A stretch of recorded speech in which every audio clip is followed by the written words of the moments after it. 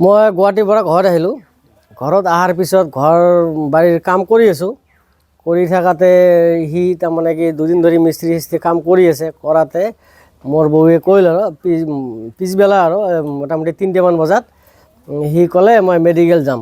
Medical মানে কি ঔষধ আনিব যাব, তাৰ কিন্তু বেমাৰ চেমাৰ নাই। সি মেডিকেলৰ কথা কৈ মই বহুত কেইবাৰ ৰিকুৱেষ্ট কৰিলোঁ, বোলে মই লৈ যাম। সি কৈছে নালাগে, মই অকলে যাই কিনে আহিম।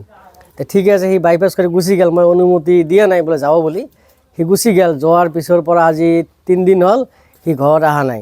তাৰপিছত মই এতিয়া বিচাৰিলোঁ বহুত জেগাত, কিন্তু পোৱা নাই। তাৰ মাকৰ ঘৰত ফোন কৰিলোঁ, সি মাকৰ ঘৰতো যোৱা নাই। এতিয়া ক'ত আছে মই নিৰুদ্দেশ বুলি মই এটা ইজাহাৰ দাখিল কৰিলোঁ। সন্দেহ সন্দেহটো মইতো মানুহ ফোন চোন কৰে বহুত মানুহ, কিন্তু সেইটোতো মই নাজানো কাৰ লগত গৈছে নাজানে। মই আৰু নিৰুদ্দেশ বুলিয়ে সেইটো কৰিলোঁ আৰু।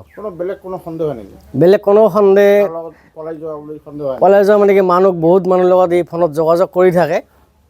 এইটো মই আৰু কি ক'ম।